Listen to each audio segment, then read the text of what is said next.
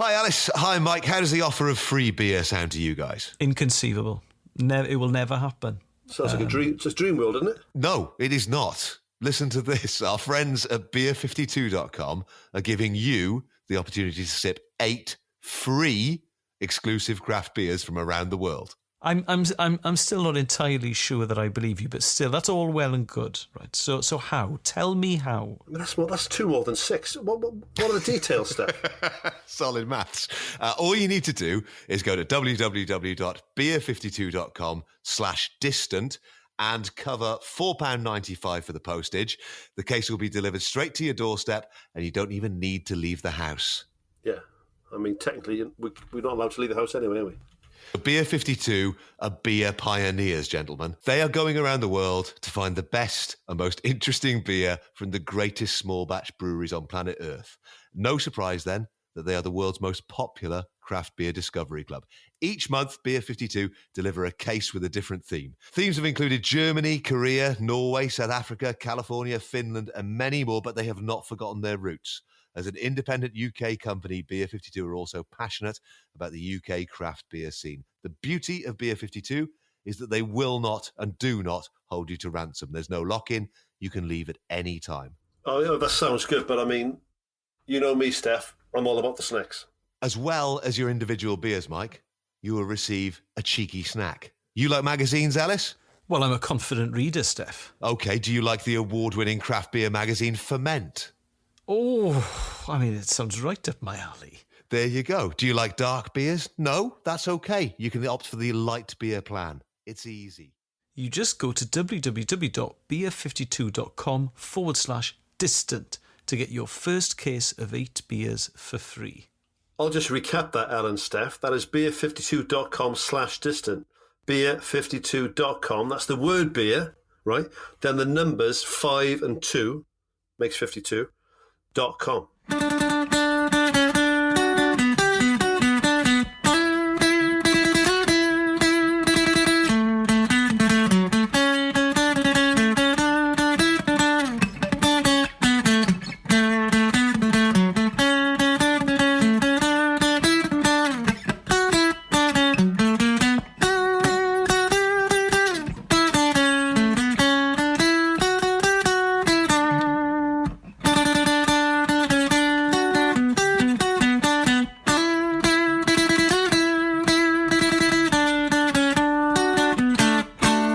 Welcome back to the bar for a 7th time. We've now been in business for 42 days, which is exactly 4 days longer than Gavin Henson was a Saracens player and just 2 days shy of Brian Clough's entire Leeds United reign.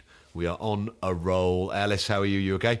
Very good. How are you? Decent. Yeah, not bad at all today. How are you, Mike? Could fucking Don Revy do that? What? Throw them all in the bin. You won them all by cheating. I'm all right, mate. I'm very well. I've had a good week, actually. So, yeah, it's been quite nice.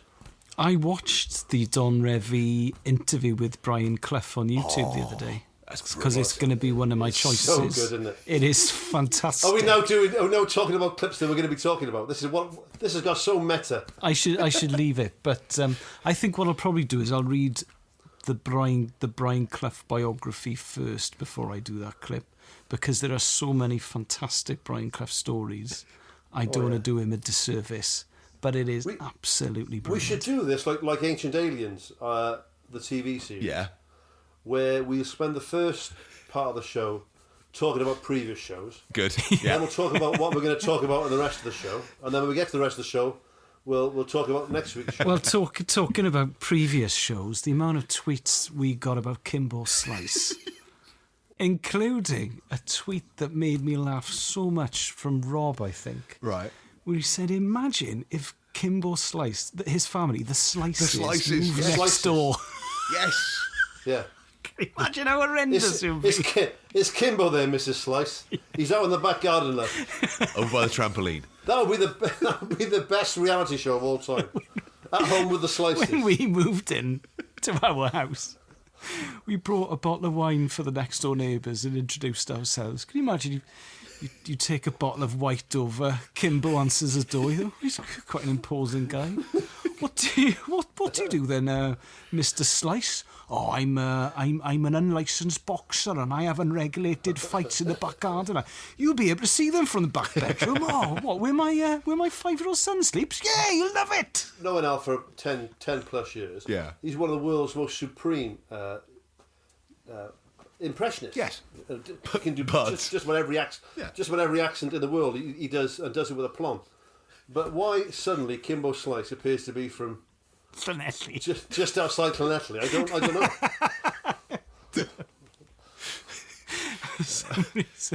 It's funny to imagine. Oh, unlicensed and regulated boxer I am, yeah. What it is, Kimbo, right? We are in a fight in the back garden, right? So, What it is, right? yeah. Right. No. If you put the message out to my social media, I will batter you in my back garden. Serious now. All right, Kimbo, as David is. What it is, Kimbo, right? Is cut to the chase, mate, will you? My father-in-law, who I've now he's been my father-in-law for 14 years, right? Right. Whenever he phones up, he goes, "All right, Mike, it's Jeff, it is." I go, I believed you the first time. I go, what? All right, Mike, it's Jeff, it is. What it is, Mike, is Kelly there? Say, Jeff, just say, can I speak to Kelly, please? I got a proposition for you, Mike. There's a boy I know called Kimbo Slice. Hard nut, he is. Serious hard nut. But he absolutely loves to fight. I met him at the Clays Club now, last Thursday, right? He loves a ruck. He's A ruck. He honest to God now, he crossed the road for a fight, he loves it. Right. If you want... Have you got a camera? Because he loves fighting, but he's not very technically proficient. That is his problem, you see. What it he is, needs Mike, someone right? to do the filming for him. What it is, he loves a ragger, but he's not up on the old tech side of things, you know what I mean? Yeah, anger issues. Severe anger issues, aye. Why doesn't he light them up? He wins the majority of the fights he's in. I cannot understand it. Oh, when he gets going, mate. Going. Oh, that went niche. Right. Right. So, yeah, I'm fine. Thanks, Steph. At Distant Pod, if you want to have a fight with Elis or Mike... No, God, no. I mean, we need to sort settle on a weight category if I'm fighting all comers. Under 7 stone, please. Under 7s. Yeah, under 7s. More realistic. Let's aim low. What a way to get a bit of notoriety for this podcast. I'll fight him in a pub car park. He's too young to go in. Stick him in the beer garden with Alice, he'll be fine. What was I reading the other day about some fella talking about... where was I reading this? I think he was reminiscing about the good old days. I think it was someone talking about our podcast on Twitter, maybe. Right. That he remembers his old man to get him like half a Coke, take him back out of the car, lock the car, leave him there for like 3 hours. Yeah. Great days. Yeah. These days, some busybody be phoning the police, wouldn't they? As I found out.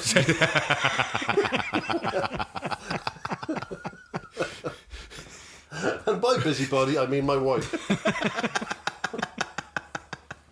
Right, clip 1 for this week. The honour falls to you, Alice, for clip number 1. As I get older, I've realised that I really love the idiosyncrasies and the little things that set sports apart. So not the actual laws of the game or the sport itself, but the little traditions and things. I love the fact that in cricket, the Ashes they're actually playing for an urn like that. That's the prize. It's not a trophy; it's an urn. And when the winning captain holds up the urn because it's so small, it actually looks a bit silly. I love the fact that at Wimbledon the players have to share a changing room. I just find that incredible.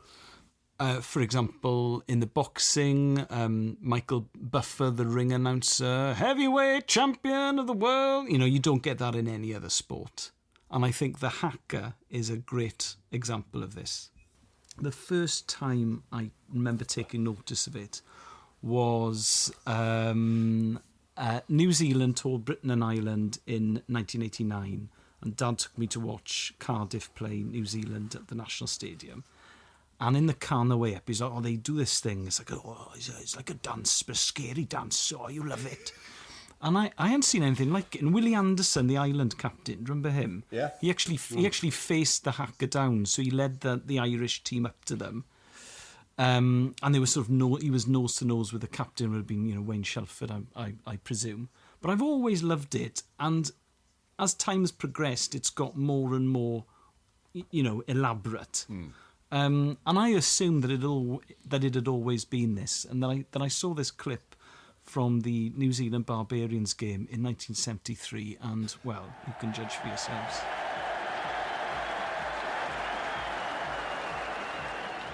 I'll sum it up in a nutshell. They're shit. It's so rubbish.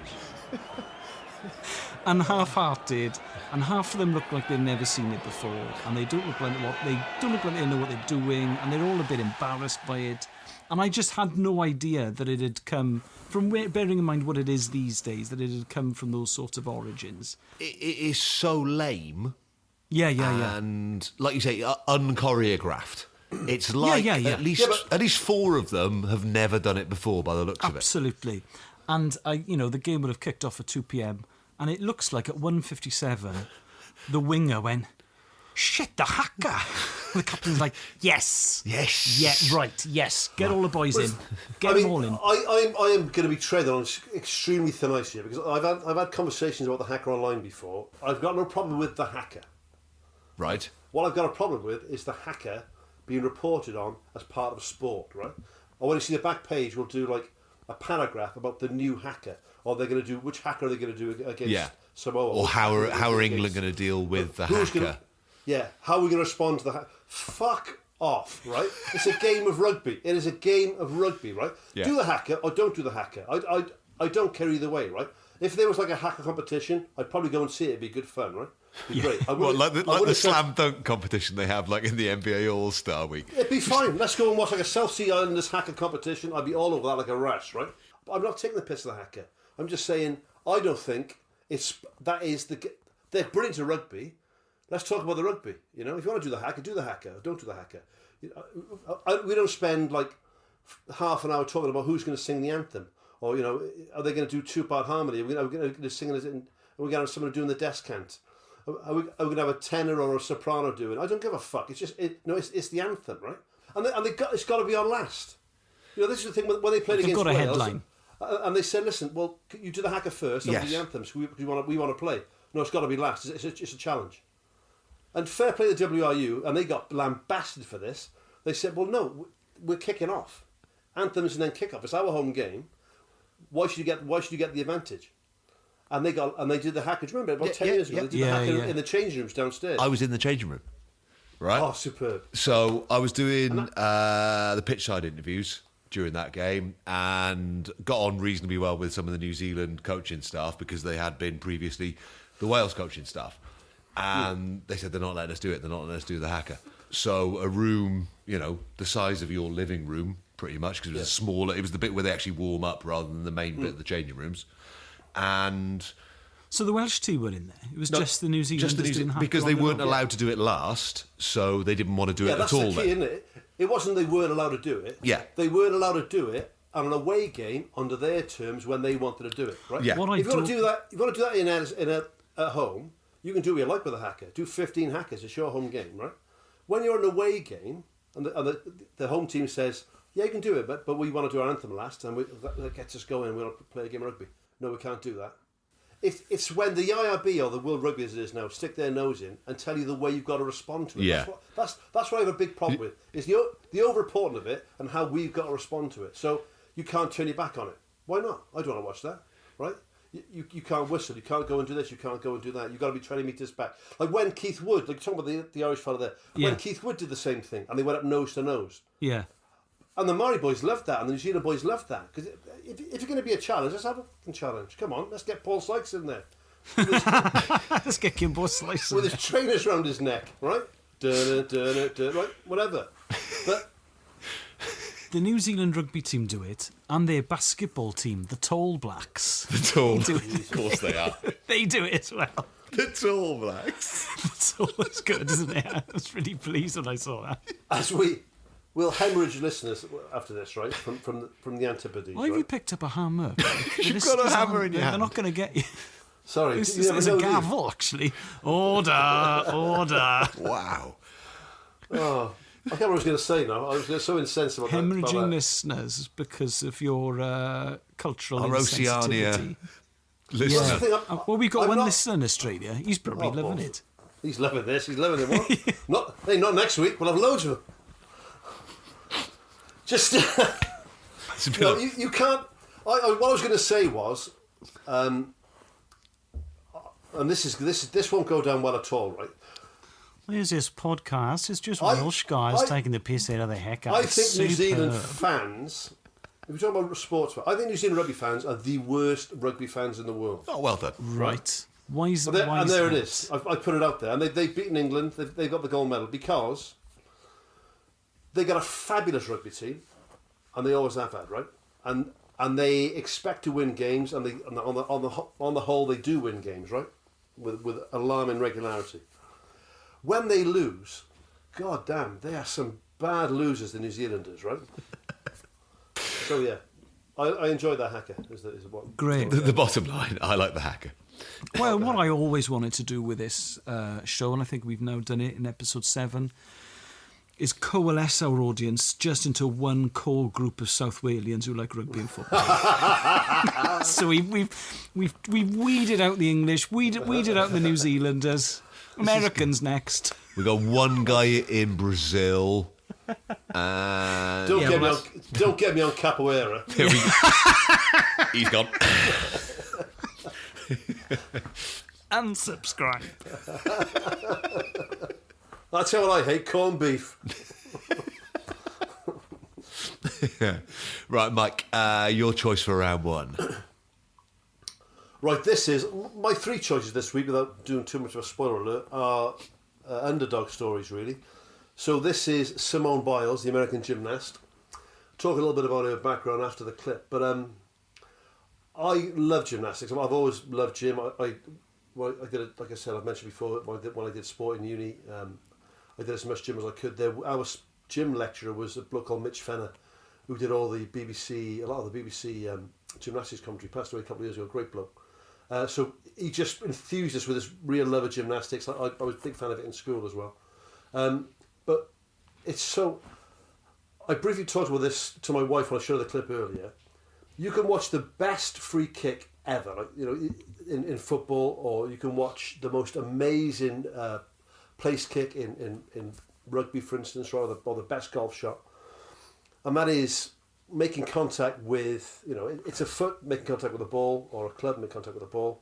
You could repeat that, right? It might take you 100 goes. You might have to work on your strength, but you could repeat that skill, right? Obviously, the skill is doing it under pressure, doing it at that time, making the right decision, right? When you watch a top-level gymnast, there's just no way that you could repeat that skill. I can't describe it. Simone Biles. So you're telling me that she'd never done it before? No, I mean, the point I'm trying to make is I understand that at top level of anything it requires incredible dedication and thousands of hours. Oh, so you're saying that if I got lucky, I could take a brilliant free kick, but I would never be able to do it? You could. Right. You could hit a top corner banana shot, right? It could happen. Once in 100 goals, yeah. Yeah, you could do it, right? But you could never do a triple back somersault off the floor, right? With a 2 twists or whatever. I mean, what they do with their body is utterly incredible. I think she's got the 3rd highest medal haul of any gymnast ever, Simone Biles. Talk a little bit about her backstory in a second, but just watch this for what a 4'8" person can do with their body on a piece of sprung flooring.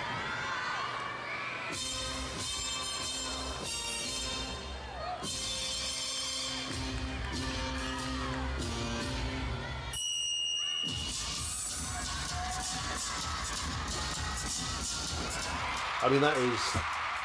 Do you mean you watch it and you can't I can't wrap my head around it.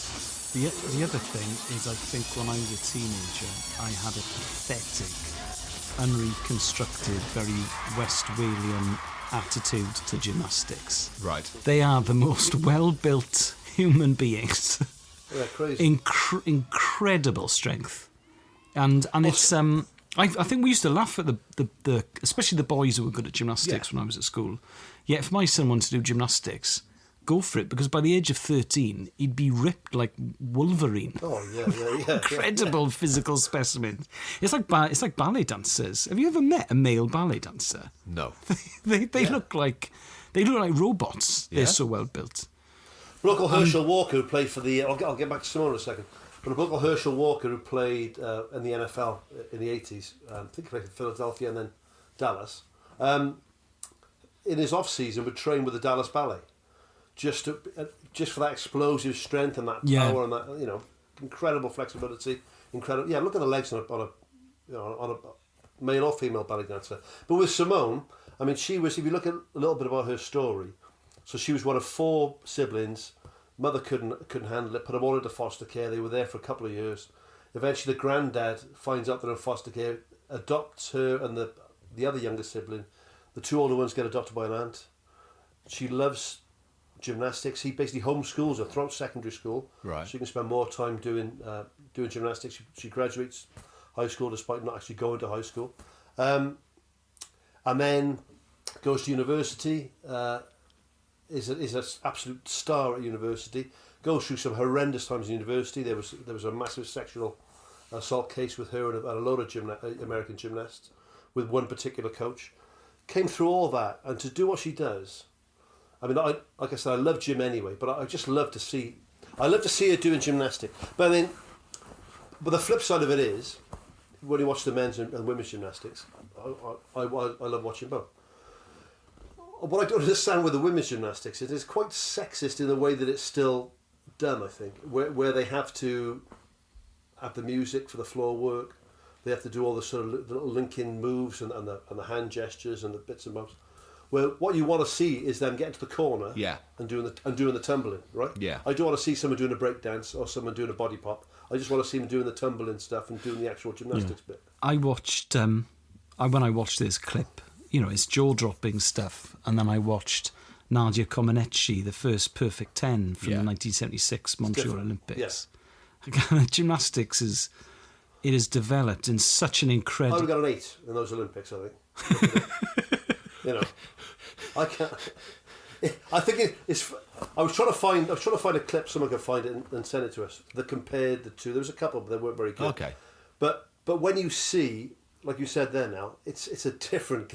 It's a well, different sport. The thing with Simone, the backflips and stuff she does, I mean, obviously it's humanly possible because I'm watching it. But you think, how on earth can anyone generate that power? In that space as well. It's 12. It is extraordinary. Yeah. And I watched a great documentary about Nadia Comaneci, and the perfect 10 in those days was considered impossible. The way the IOC scored gymnastics, it was considered impossible in the way that prior to Spurs winning the double in 1961, that was considered impossible in modern football, and then obviously Tottenham did it. And, it's like the Roger Bannister 4-minute mile. It's this amazing, astonishing achievement that has now since been bettered by plenty of people who've come later. And I don't really follow gymnastics, but when I watched the clip when Mike sent it round, it's breathtaking. It's amazing because you sent it over lunchtime today, and I was making the kids lunch, and I just stuck it on, and the kids were like, "What are you putting that on for? What were you watching?" And then within about a second, all 3 of them were just transfixed on it. Just go, whoa, she's amazing. I'm always amazed. It comes around. They might show a bit in the World Champs. They might show a bit in the Commonwealth Games. It's quite a big thing in the Olympics. And obviously, when the Olympics are on, they show a lot of sports. Mm-hmm. It's on, it's on TV all day, every day, right? Yeah. But there are certain sports I think I can't believe that's not more popular than it is, right? Because I don't watch clay pigeon shooting and think, Christ, I wish I was on twice a week. Right? that's never. Did he get it? Right? Yes, he did. Mate, you want to go and watch it live? I watched that at the 2012 Olympics. Part of my absolute pleasure to report on the Olympic Games. Nothing better. Being at the 100 metres final is something that you're never going to replicate in life. Yeah. Being at the shooting, I'm all right. Yeah, I don't care. I'm all right. But gym, I mean, I've been to gym competition, not at that level, obviously, but I'm not competing. I should emphasise what I'm watching. It's a great. That mat. This is what. It's so contained for one thing. There's always something going on. It's so contained. You watch that floor work. When you watch someone like any of the top gymnasts, when you watch someone doing that routine, if you watch the clip, right, you've got to bear in mind that mat is 12 metres by 12 metres. So, I'm not going to bore you with Pythagoras' theorem but and the hypotenuse, but she hasn't got a lot more than 12 metres to do that working. So it's about 3 times the length of Pythagoras' theorem. I like to drop a bit of Pythagoras into a sport. The sum of the square of the other two sides. No, it's a bit bigger. All right, Shakespeare. As we all know, lads, as we all know, generally, the square on the hypotenuse is equal to the sum of the square of the other two sides, right? Yeah.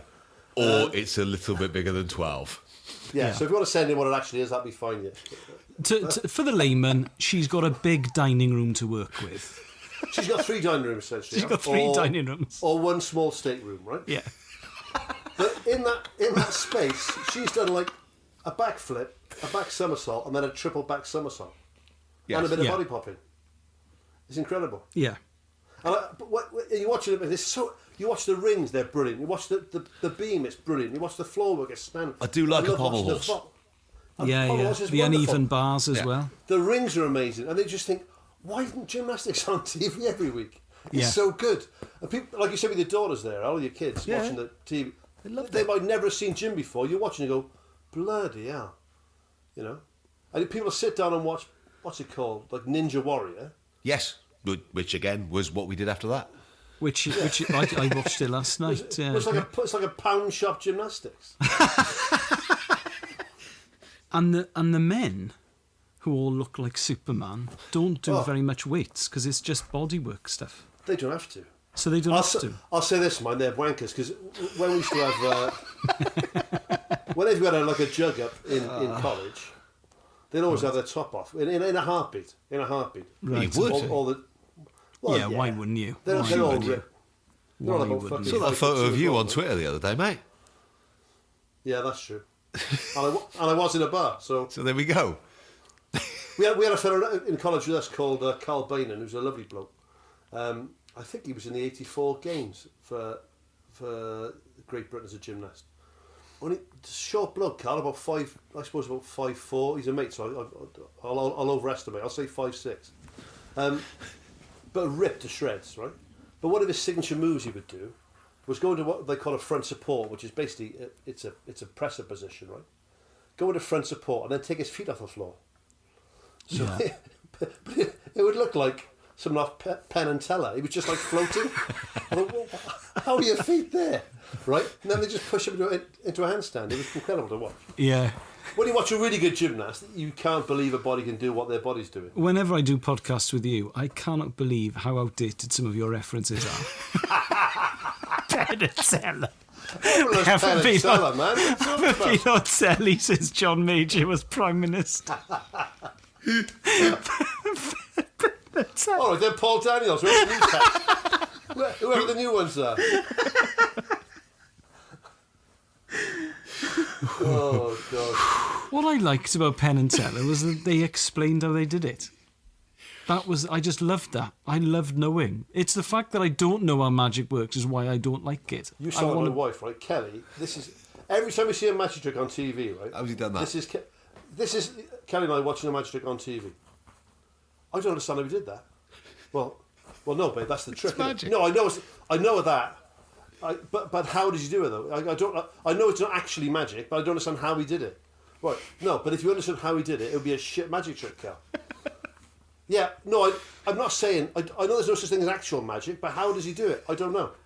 But it doesn't make any. How do you reckon he did it? I don't know, Cal. I don't fucking. If we all knew, you wouldn't be watching it, would you? Do you know what I mean?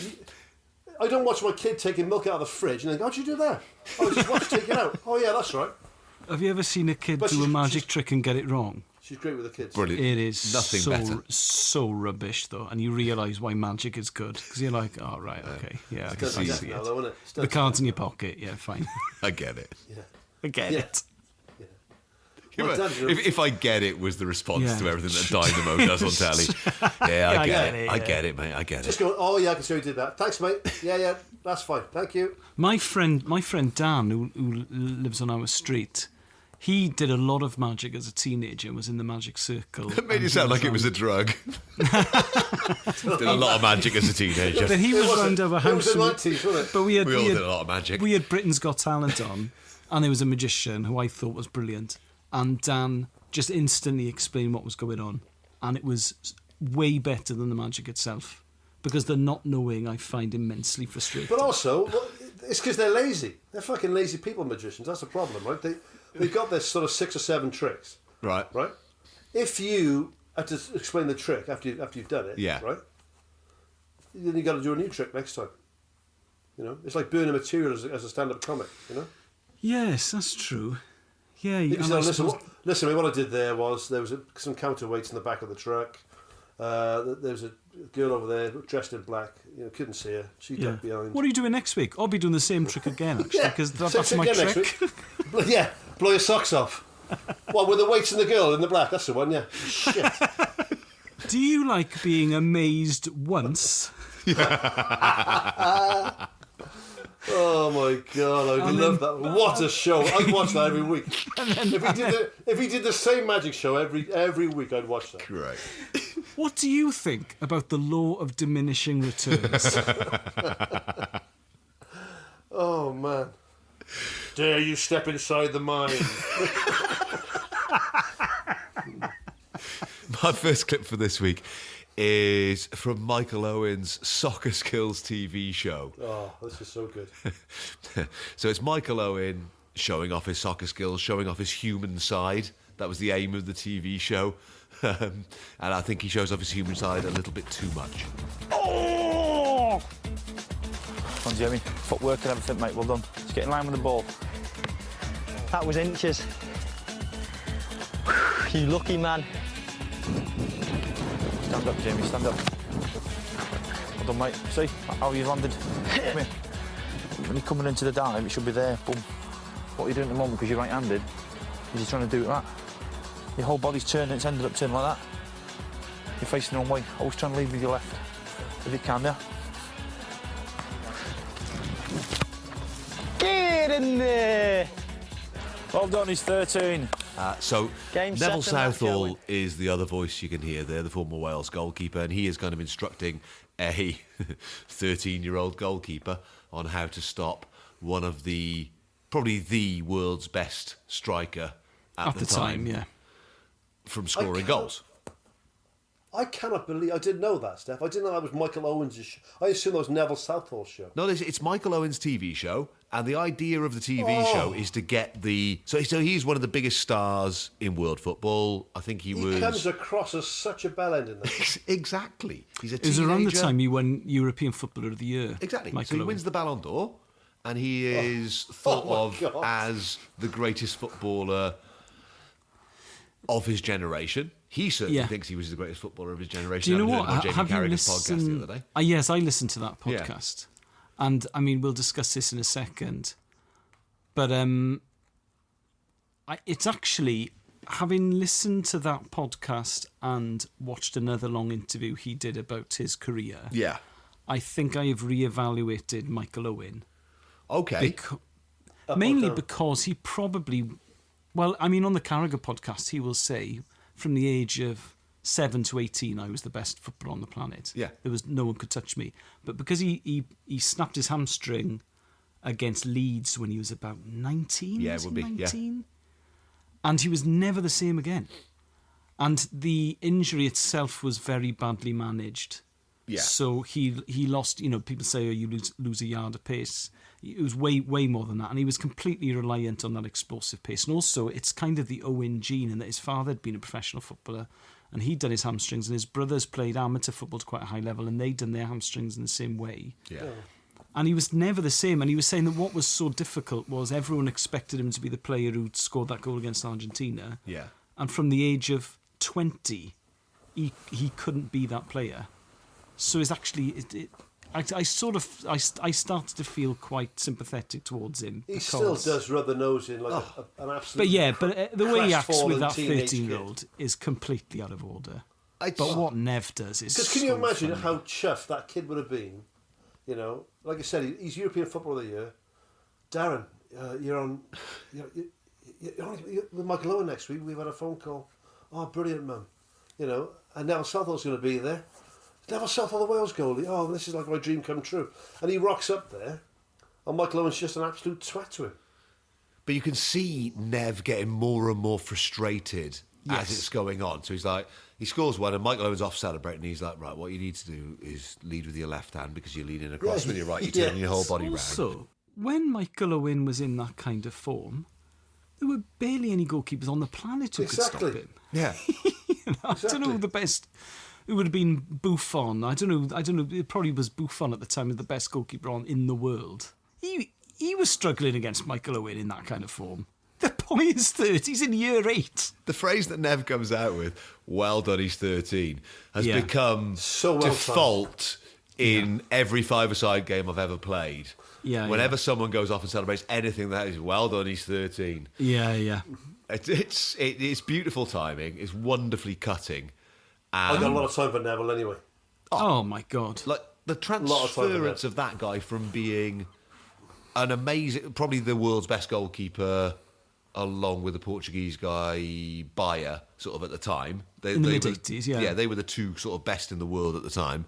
Then to being a Twitter hero for a generation. A trans rights activist. Yeah. Yeah, it's amazing, isn't it? The thing with Neville Southall is he did a tweet a few years ago now, the first tweet when he said, listen, I'm coaching kids and I'm working with vulnerable kids. He works with vulnerable kids in Ebbw Vale. He was like, and I just don't know what I'm talking about because I'm an ex-footballer. So it's trans issues and that kind of stuff. It's not something I understand because it's not really in my world. So please educate me. And it's the first time in the history of the website that Twitter's been used as a force for good, because no one abused him and no one took the piss. No one said, "Well, you should know this." Blah blah blah. Where have you been? You know. Yeah. And he just got an awful lot of very very well-meaning, well thought out responses.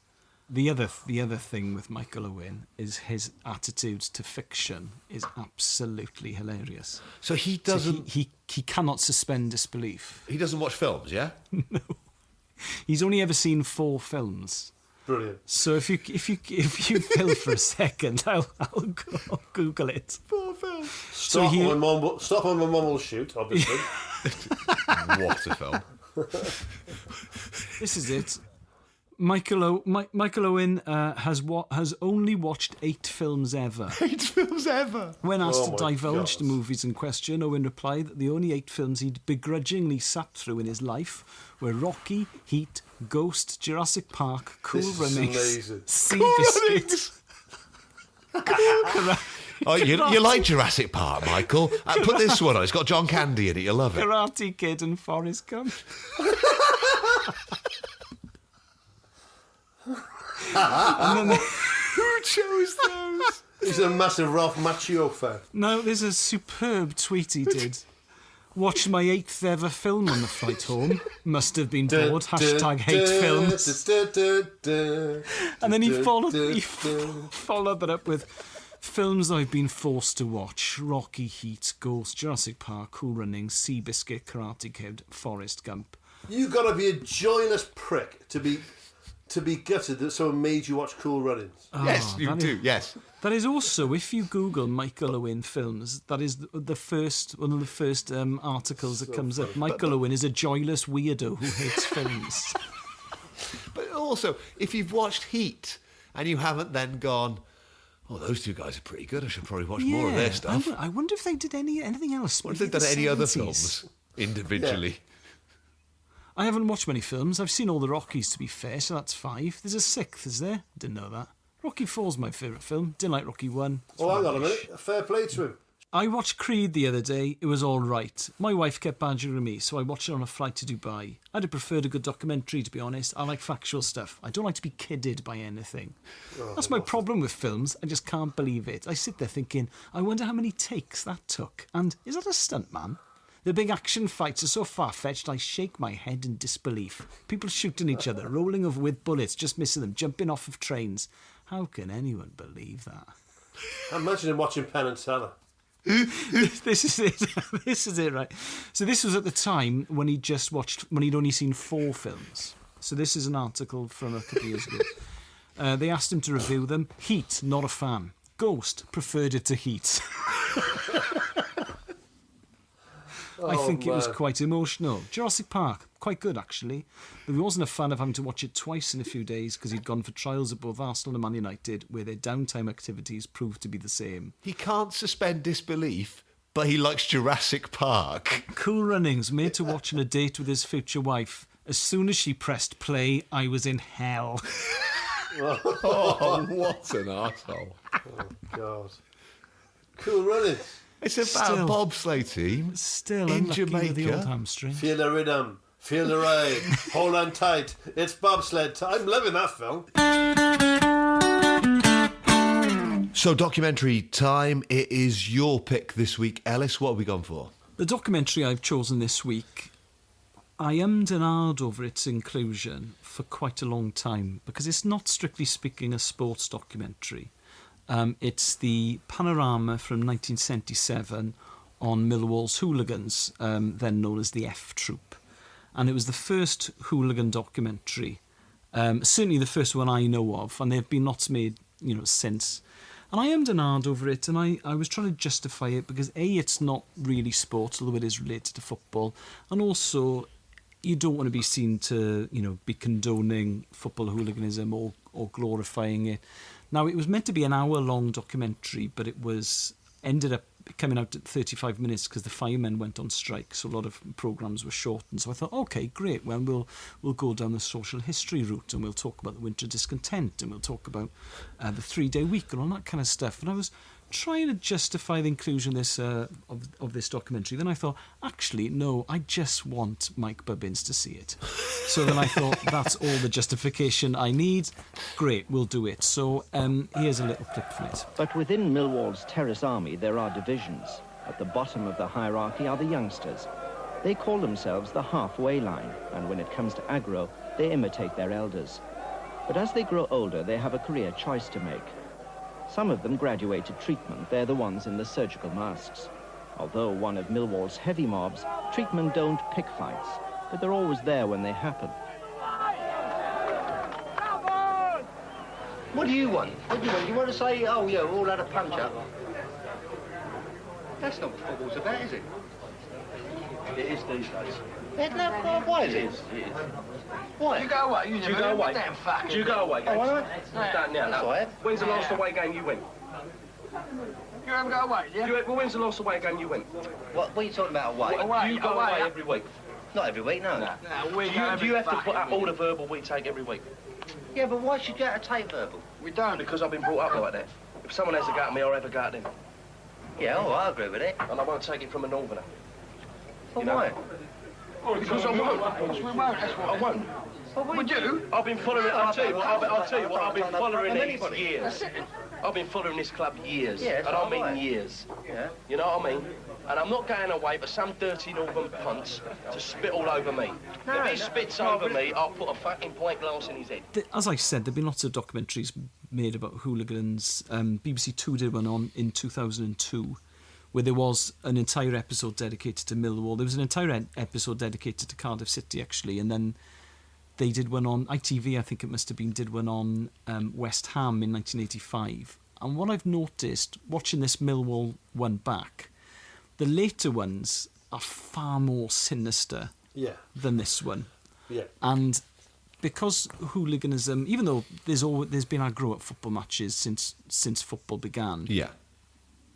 the kind of organised violence you've got at football in the 70s and 80s. It was still quite nascent and in its infancy, so it hadn't really been glorified in the same way. So if you notice that, you know, none of the people involved talk about their clothes and all that kind of stuff, so it's before the casual thing and you know, the importance of trainers and designer labels.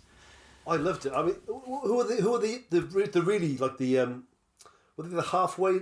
No, the halfway line, and then halfway line. And then there's the treatment, and then there's the F troop. So the treatment, incredibly on brand for the current situation we're in.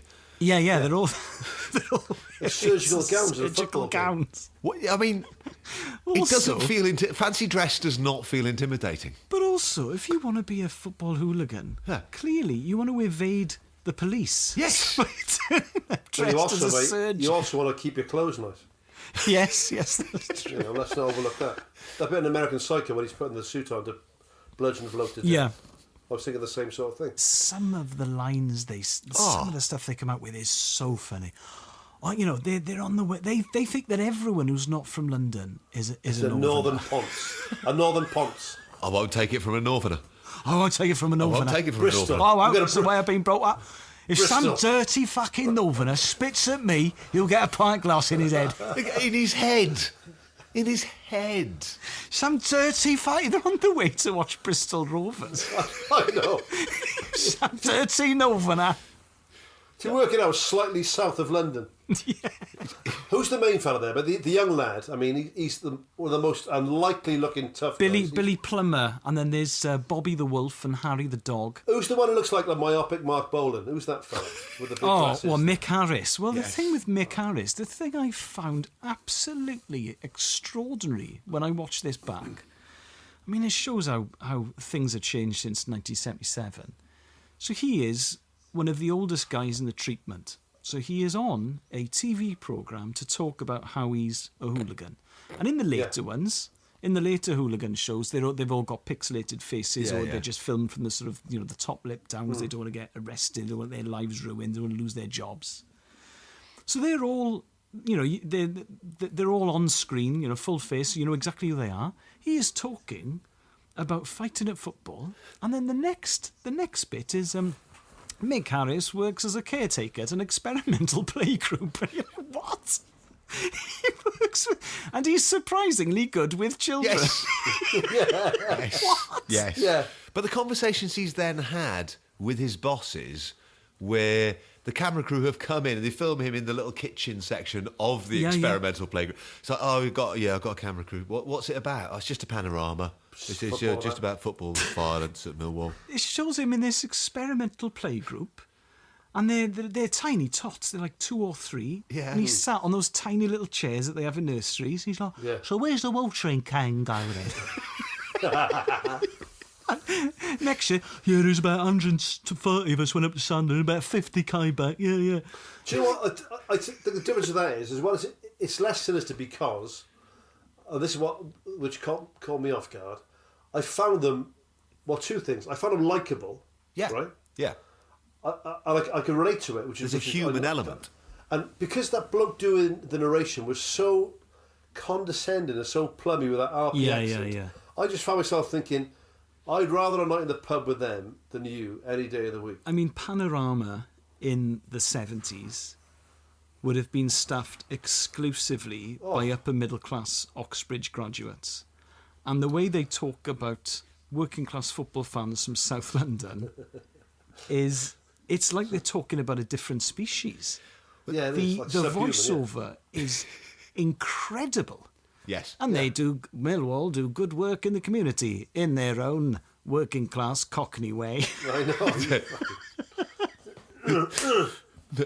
Mick, when he talks about getting married as being the end of away trips. You were going to get married to Lorraine, weren't you, Mick? Yeah, I was, but I realised I thought I can't do no aways anymore, so I set that off. The young lad lives with his mum. It's quite, you know, his dad buggered off. I think his dad used to beat his mother up, and then the stepdad's in prison. You think, well, the poor bugger, right? So he seems like... I can't imagine him with the vanguard of hooliganism, though. Do you know, if that... Like I said, it became... Like the hooligans that I know, I'll say this for them, they're always well turned out, right? Like you mentioned earlier, right? you start off the top there wasn't that. So it was just like it looked so 70s. Just this bloke with a big afro hairdo, pair of flares on, big ginger fro and some glasses, a jumper his mum knitted. You wouldn't wear that now to a football game. The other thing is, by 1977, because Liverpool were playing away in Europe, they were going to Paris and they were going to Rome and they were bringing that gear back. But because Millwall were in the second division, they were nowhere near Europe, and it was it's a very poor area, New Cross and Bermondsey. So there wasn't the same. Well, they certainly weren't wearing the fashions that the Liverpool fans were wearing. 200 miles north. I'd say the bit that I really liked. I just thought, my God, I just can't imagine that happening now. Is when their manager is basically having a chat on the pitch. Yes. With their hooligans. Saying, listen, lads. You want us to buy more players, but we got to get crowds in. You can't get any away fans in here because you're all fucking nutters. So then we can't buy the players. So. He's just trying to negotiate with the fans to try and not beat so many people up so he can buy some players. Because he makes the point, he was the manager at the time, he was called Gordon Jago, and he makes the point that when Millwall had played Palace, which is down the road, and Charlton, again, which is South East London, it's down the road, Charlton and Palace hadn't brought any away fans to the Den because it was too scary. And they talked to that Blackburn Rovers fan who's been jumped on the way to the Den. He's like, I've been all over the place and it's never happened to me before. Do not expect this at 12:30. Have you not seen the news? They've been at it for 100 years. If you don't get round to watching this documentary, I actually wrote out some of my favourite bits of narration. Go on. It's always the same here. Tall stories measured out by the pint. Amplified hard rock. The constant search for excitement and sensation. For anything that will make these lads' lives seem less humdrum. Oh, my God. The band, fun fact... How good are they? They were good. The band went on to become Iron Maiden. Shut up. Yeah. So that band went on to become Iron Maiden because they're watching a pub rock band in some pub on the Old Kent Road or something. Also, there's a lot of unintentional comedy in this documentary. So, at the end of the film, they're talking to the club's football liaison officer. So she is in charge of the supporters. So Millwall, their away support at the time would have been a few hundred. So they're going to play Bristol Rovers at Eastville. I think it probably would have been up north. They're going up north to watch Millwall play Bristol. And she's saying, so what we want to do, because to minimise the prospect of trouble, we want them all on the train. So we're not going to do we're not going to do a football special. So we're going to put them all on our own train, and then we know who it is, and then we can monitor them, and there'll be police on the train to make sure that everyone behaves. So the F Troop were the real nutters because it's different grades. So the halfway are the younger ones. The treatment. What's he say about the treatment? Yeah, they don't start fights, but they're always there when they happen. And then you've got the F Troop who were the nutters. They make a big thing on how the F Troop aren't going to go on the official train because they want to be incognito so they can turn up in Bristol and have a punch-up. They want to go in the Bristol end. So there's a big thing done about this. So the bus costs them £3, which is £1 cheaper than the train. And they're not allowed to drink, but they're all drinking beer and they're all singing songs. And so they're on their way to Bristol. The F Troop are on their own coach because they don't want anyone to spot them or to look after them. And then obviously the coach breaks down because in the 70s every car seemed to break down all the time. So the F Troop don't get there, apart from Harry the dog, who hitches a lift. Can you imagine giving a lift to Harry the dog? And then he tries to take the Bristol end on his own. That's the best bit. Like they are. He's obviously trying to kick off with all the home supporters. Yeah. So the stewards, I assume, or the police, have sort of got him out of there and then just chucked him back in with the Millwall fans. He hasn't been arrested. He hasn't been kicked out. Yeah, Billy Plummer he's accrued £300 worth of fines, and he's unemployed. He's not going to pay them. And what the thing, football hooliganism is over. And he says that on camera. I'm not paying him. I'm paying it. But we're going to put me in jail. In my time watching football, I haven't seen serious trouble at football for years. But one of the things that made a difference was that the incredibly stiff sentencing. So if you throw a punch in a football ground and you are done and it's regarded as football-related disorder, you are in big trouble. Harry the dog has tried to take the Bristol end on his own, and they just, come on. Down the other end, son. Come on, Harry, come on.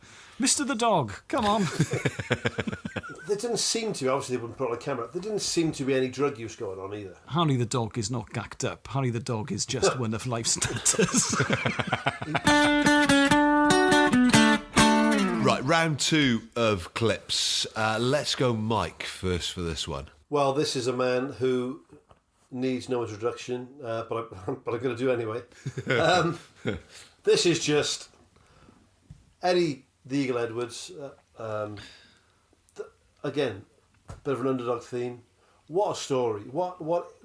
Obviously, they made the film recently with Taron Egerton about him, but I love Eddie Edwards. I lived in Calgary for a little while, sort of around the turn of the millennium, and he's loved over there as well. Like I shared a house in university with a boy from Calgary as well, who was a steward at that Olympics. Like a lot of the kids a lot of the teenagers in Calgary worked at the Olympics, and said that he was like an absolute icon for that sort of 2 weeks of his life in Calgary. Into this world of unlikely human flight has come an unlikely hero. Eddie! Eddie! Eddie the Eagle Edwards, a little guy with Coke bottle glasses, out to prove that a construction worker from the English Midlands can fly too. Eddie the Eagle, a true Olympian. What I love about that, and I saw the film recently, and what I was glad that came across in the film was he wasn't a joke. He wasn't a joke person, right? He was a kid who had a dream, you know, was a dreamer. There's lots of things you think are exaggerated in the film turns out are not that exaggerated at all, you know. And then to do what he did and to not give up and to be there when you're potless and broke and self-financing it and selling things and just chasing that and sleeping on floors and doing it because that's the one thing that you want to do with your life and then to achieve it. And coming last is irrelevant, right? It's all about the journey, right? And if nothing else, like when I was living in Calgary, it was summertime, it was rugby season, so there was no snow, or there was snow in the mountains, but there was none where Olympic Park is. But I did the Olympic Park tour, and I stood at the top of that. I thought they were joking. When they talk about it when you do the tour, you get at the top of the 90-metre jump. Fucking scary, right? You feel something, right? And the girl doing the guiding for it said, and I thought she was full of shit, but it's true. Was that he entered to do the 70-metre jump? That was what he was going to do, right? Right. The 90-metre jump is the big one. It's the one that literally has killed plenty of people over the years and put people in hospital, right? Right. And then he decides he's going to do the 90 in Calgary, right? He decides when he gets there, after the 70's finished, that he's going to do the 90-metre jump. Right? Yeah. So then the organisers say, well, okay, we'll open up the jump out of hours and you can practice. He went, I don't want to practice in case it scares me too much.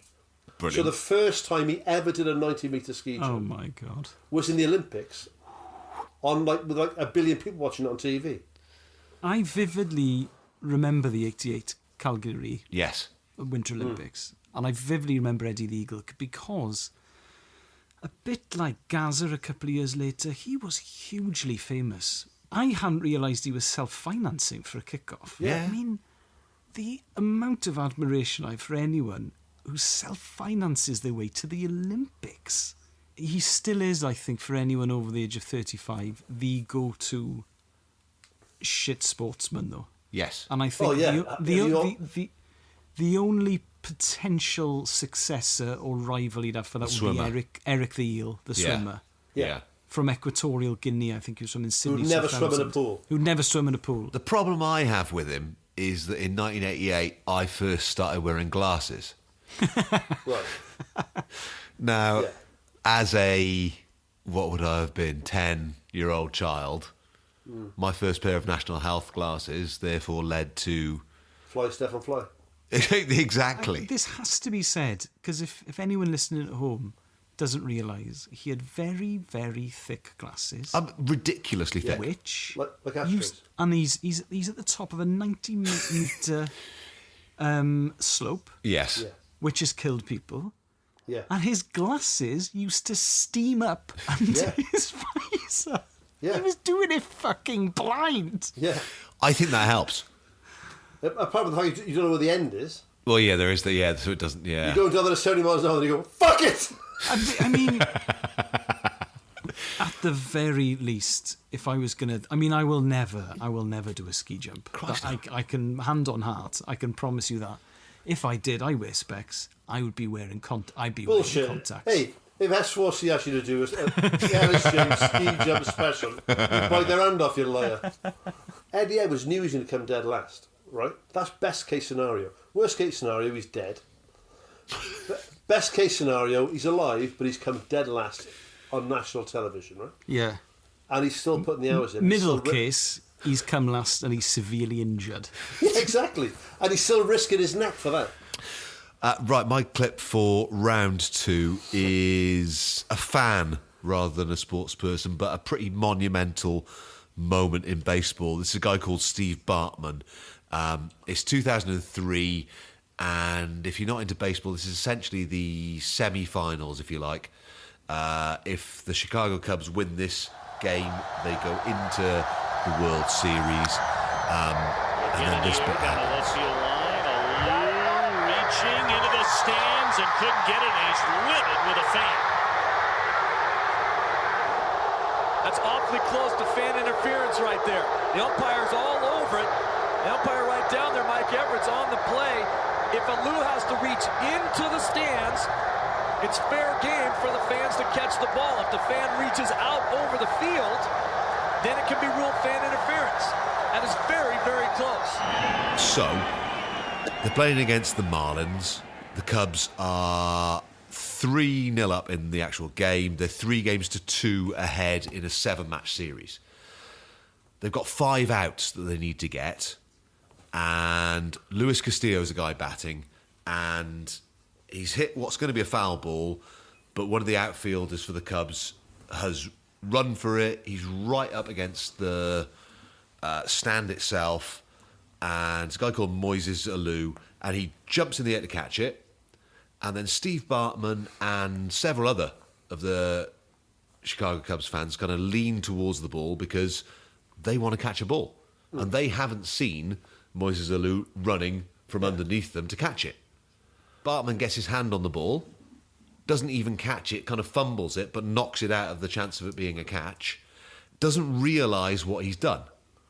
So he just kind of sits down in his seat, and then Moises Alou goes a little bit nuts. And then the Marlins score 8 runs during that innings. Wow. And basically, that is where the Cubs lose the game. They lose their heads. The whole stadium loses its vibe. And there is no... At Wrigley Field, there's no, at the time at least, I don't know if it's still the case. So this is 2003. There's no Jumbotron. So there's no big screen.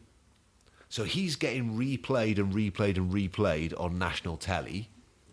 And he doesn't know this.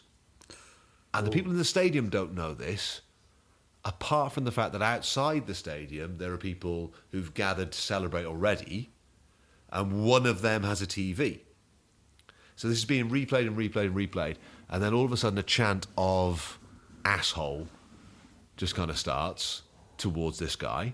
We've all had that. We've all been there.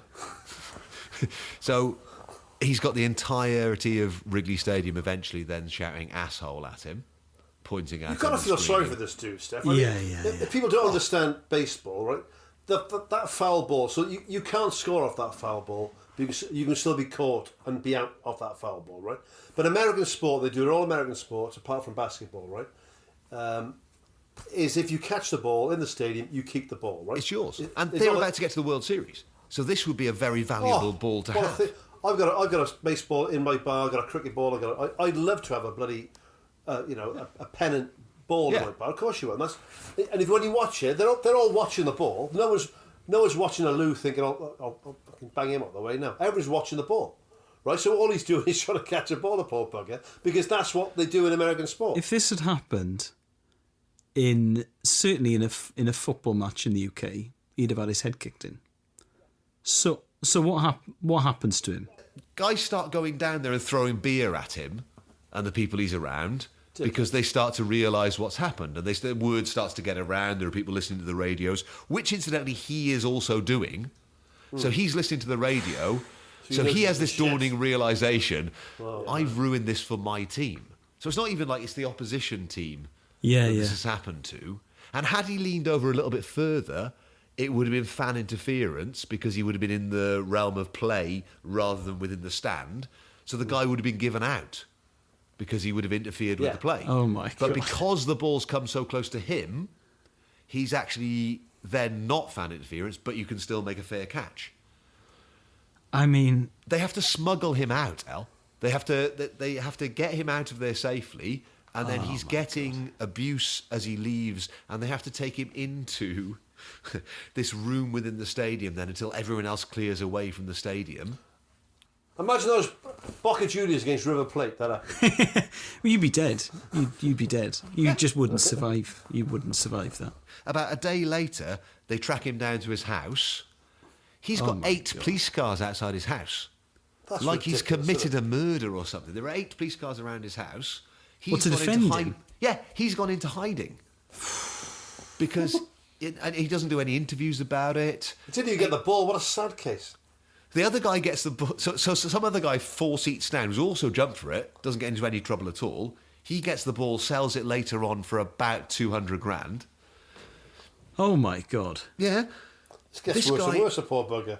Has not been able to have a credit card since then because his name and his address would then be reasonably... No. He is absolutely vilified for years Last and years scene, and years. fighting Kimbo Slice for... Double or quits, let's go. That is absolutely astonishing. Until 2016, when the Cubs then eventually win the World Series, and as a franchise and as an organisation, they feel so bad for this guy that they make him a World Series ring. Producer Dave from the 5 Live show was a ball boy at Main Road. And when Man City went down as far as League One in 98-99, they won the playoffs, didn't they, in 99 to get back into what is now the Championship. Yeah. And in the second leg semi-final, which I think was at Main Road, Dave was a ball boy, and there's a minute left. And I can't remember who Man City were playing, but they've got the ball is sort of up at Man City's end, and the ball goes out for a throw-in. And what Dave did, aged 11, was as the ball boy whose job it is to go and get the ball, he went to fetch the ball and kept pretending to drop it. Thus trying to run down the clock. Yes. When he eventually gave the ball back, the players swore at him, and he got a standing ovation from the kickback stand. Good. So Good he's lad, 11 mate. years old. Brilliant. When you go to an ice hockey game, like I went to see the Devils play in New Jersey about 2 years ago. Yeah. There's usually a disclaimer on the back of the ticket there saying, if you get very badly injured we're not responsible. Because that puck does come through. Yeah. Sometimes, and it's people in the face. When you see like an ice cold hockey puck at like 100 miles an hour in your teeth. It's the one thing that puts me off cricket is... Yeah. Because cricket is a very social sport, so you've had a few. A cricket ball flying at me scares the life out of me. I'm not confident enough to catch a big 6 from David Warner or Steve Smith. Shut up. It's a ball. What's it going to do? It's made of wood, Mike. It's going to hurt not like made fuck. of wood. Do you know what? In my early teaching career, and I won't tell you what school it was or what the class was or anything else, right? But speaking about dangerous things you wish never happened, I was doing my first ever shot put lesson, right? And there was a kid dicking around. And it can be dangerous shot put, obviously, so you're trying to get to pay attention. I pretended to throw a shot put at him, right? It came out of my hand, right? He fucking ducked. He missed it by about 2 inches, right? And I said to him, because I thought, I saw my career flash before my eyes, I just went, and that's where I need to pay attention. This could be, I know what I'm doing, but if I'm thinking, Jesus, I'm just trying to bluff it, just trying to blag it out. No. If I hadn't known I was going to just clear your head, you could have been dead. Jesus. I'm telling my girlfriend, sorry. I had a school today, love. Wow. I can chuck a shop at the 12-year-old. Coming back into the staff room, white as a sheet. Oh my God, I was. Oh man. I think we'll concentrate on 100 metres if we're doing athletics in the future. Next week, javelin. Running in a straight line on the grass. Right, Al, what's your clip for this round? Laurie Cunningham is a giant in English football. Yes. So he is, I think he was the second black player to win an England cap after Viv Anderson. Yeah. First Englishman to play for Real Madrid. Every single black player for years afterwards cite him as an enormous influence. So obviously he was in the team there with West Ham with Brendan Batson and Cyril Regis. A genuinely tremendous player, especially players from about 10 years later, maybe the John Barnes generation, the Luther Blissett generation, just say that when you think of the racism that he encountered and players of his generation, the work they did, they were absolute pioneers. So this is from a programme about Laurie Cunningham, a documentary where people who were lucky enough to play with him and lucky enough to know him were asked to pay tribute. It was very inspirational. It did make you think, well, as much as all those guys I talk about who are saying things like, we won't be able to make it, we won't get through, they ain't going to give people like us a chance. And then there's Laurie Cunningham playing like people are playing in the schoolyard or when they're playing up the park. I can't remember Laurie raising his voice. I can't remember him being abusive on the pitch. Everything was quite quiet about him. But when he had the ball at his feet, that's when you saw Laurie Cunningham come alive, and it was a joy to watch. Laurie was different. I mean, at the time, football's a kind of working class sport. But to have someone playing ballet and dancing and into clothes and fashion and all those refineries of life, it was certainly different. The first time I ever seen big Garlic King Prawns in the shells was Laurie ordered it in the restaurant, and I thought, what's that? And he had these king prawns, and I remember saying to him, oh, that looks great, can I try one? And he peeled it for me, because I couldn't. Peeled it for me and gave me one of his Garlic King Prawns. He was a great one. I'll let you talk, Alan. Can I just say thank you, right? It's genuinely the funniest thing I've seen this year.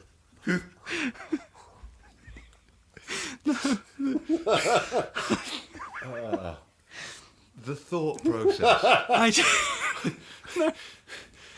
It wouldn't be so bad if it was in isolation. Right, but there's like three super poignant recollections first. And then Peter Reid.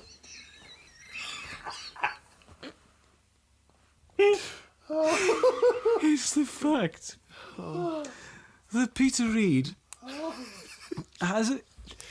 I don't think there's an actor on earth good enough to play that wide-eyed innocence. The took the shell off it. Sheer wonder he has when he's describing the size of his prawn.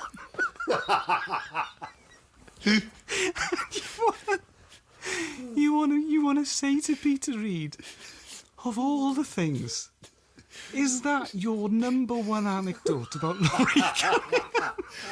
Bear in mind. The racist chanting, the bananas he got chucked at him, the horrific abuse he got at every football ground he played at. The fact that he was amazing. He was a superb footballer, and he was a complete trailblazer. Yeah. And clearly for Peter Reid, he was a trailblazer in culinary terms as well, because Peter Reid had never tried garlic prawns before. Oh my God. When I watched this clip, I've probably watched it 20 times. I've seen it 20 times today, mate. I just could not believe I was. Also, in Peter Reid's defence, he has been royally stitched up by the editor. Has he ever? He has been stuck up something chronic. Because I don't know what the editor must be a Liverpool fan. What's the thought process, though? Because also in that way that it's a very common thing that's been for a long time now. But documentary editors tell you how to feel with the music, the beds they have. Yes. So when Ian Wright is talking about how, it's like watching a magic trick and having it explained to me. Go on, the music. Go on, Penn. Tell us. Kelly, get in here. Elis is deconstructing documentaries for us. But the music is building up, and you're thinking, I'm going to cry. And then Peter Reid's like, but the size of these prawns. And the music, if you notice, stops. Thing about Jesse Owens. Jesse Owens came around my house once, and he grouted in my bathroom. Yeah. Oh, I'll never forget about Jesse Owens. Like, he didn't have a watch. He used to check the time on his phone. Like, I say, Jesse, why don't you buy a watch? I just don't like the way it feels on my wrist, so I gotta just check my phone. Or 4 clips about Nazis before that. Hitler walking out of the stadium. Until today, my favourite comedy edit of all time was in that episode of Alan Partridge where Alan takes Jill on a date, and he says, Jill, do you like owls? You could go shopping. That until today was the funniest edit I'd ever seen. That has now been usurped by the Peter Reid garlic prawn. Yeah, and the fact that Laurie got arrested is no longer with us. Yeah. And his brother's talking about him, and his brother's almost in tears, obviously, right? Yeah, yeah. You know, he wasn't. I'm biased, but he was the greatest footballer. He was like, oh, Jesus, I'm filling up here. Yeah. Right. And then we went out to this restaurant, right? Reedy drops the prawn bomb on it. I'll never forget it. Oh, it's the. He had this way of peeling prawns. It's the. I mean, I can't peel those prawns. He peeled Laurie has to do it for me. It's like something out of a fast show. He's amazing. I really like Peter Reid, actually. Oscar Schindler, mate. Yeah. You know, for me, I remember the time he came around the house and he had a tiramisu. I'd never heard of tiramisu.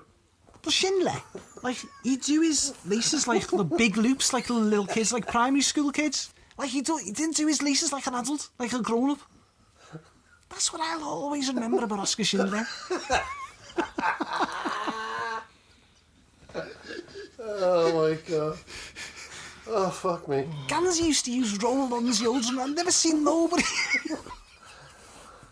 That Colonel Tom, he used to come round my house on his Zimmer frame. It's just amazing, man. Like, he was ironing his jeans flat. No crease in it. Oh. Yeah, you raise a few quid on that, but his jeans. I've got to tell you about his jeans. Oh, my God. That fucking Mother Teresa, mate. I mean... She didn't have a debit card. It's just cash. When she went abroad, like, she did loads of work abroad. It was traveller's checks, all cash. So at the start of the holiday, if you mugged her then, she'd have loads of money because she couldn't take none out for like in a hole in the wall, ACM or nothing. And that's what I always remember about Mother Teresa. Always remember that on Mother Teresa. So like, you know, the slit in a like wallet where you'd keep debit cards was just train tickets, just old train tickets. You couldn't make it up. That Scott's on his suit there. I'm not having it on, no.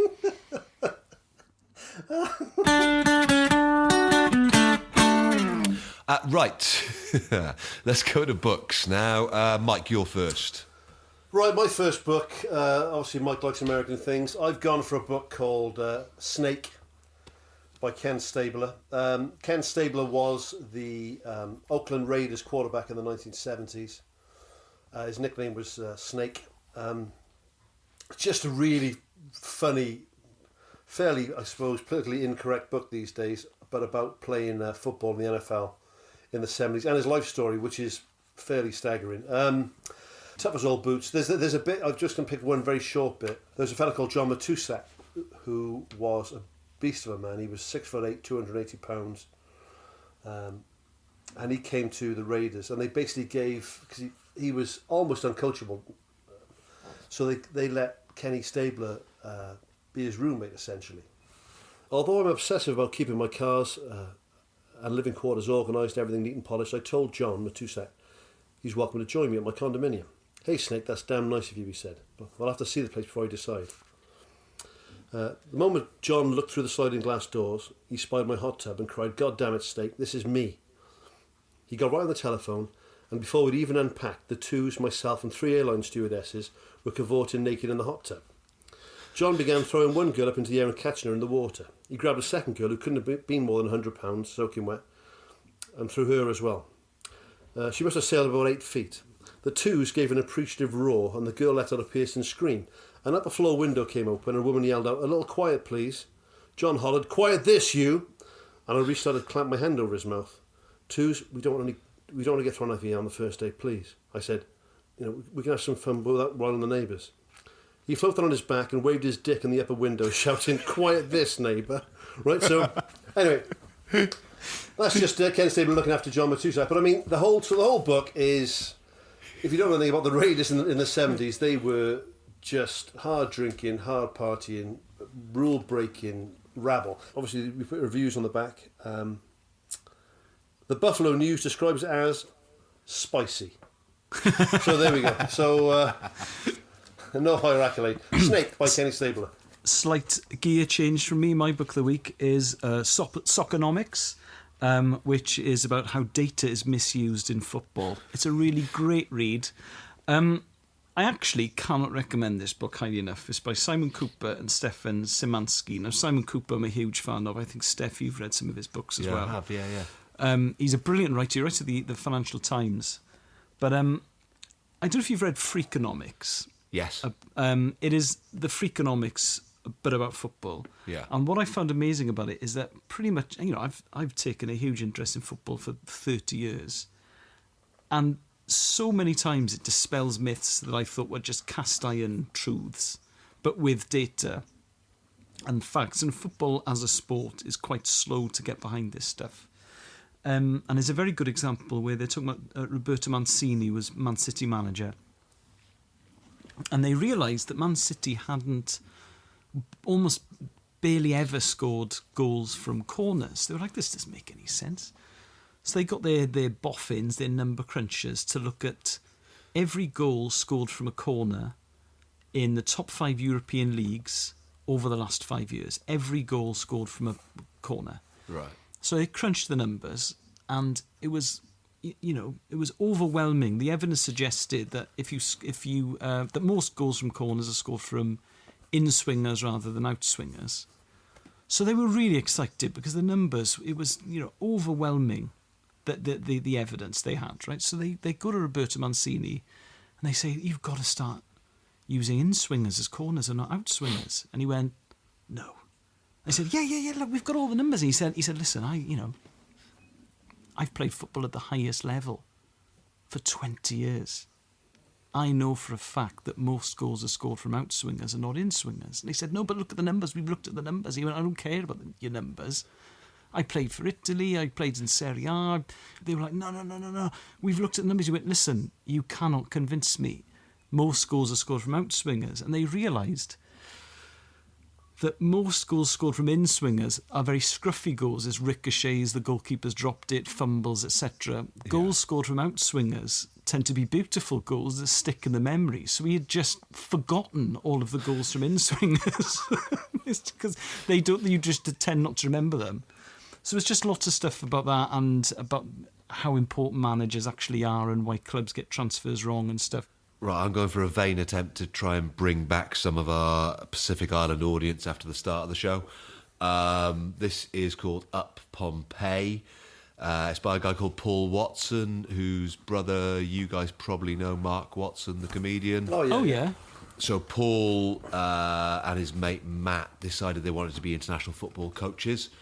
It's one of the islands that make up the states of Micronesia, and they're not recognised by FIFA, which is a hurdle, and they can't develop an entire Micronesian national team because the 4 islands that make it up are so disparate and far apart that they can't afford to fly between them and actually make a team. But eventually it's kind of along the lines of Next Goal Wins from last week. It sort of follows that narrative. They eventually go to Guam and play a game, and it's about Paul's sort of journey of discovery, about him getting sunburn and boils and whatever else he gets while he's out there, and trying to fund a national football team from scratch. Couple of things before we wrap it up. If you want your free beers, they are still available. So the Beer 52/distant is the code that you need for that. We had this in from a guy called Paul Mellin, who has decided the stylophone is not tainted. Well done for going for that, Paul. You're erring on the side of Bowie rather than this other... During his low period. Yeah. His Berlin period. So this is the rugby special theme, which is a thing of beauty, I would wonderful.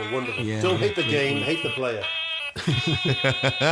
And for those of you guessing the secret guitarist, we've had another Brian May guess in from TDF Ent 86, loving your handle, very good. Andy Fairweatherlow from the Wandering Welshman, and James Dean Bradfield from Rye Dave and Dill Mabs V.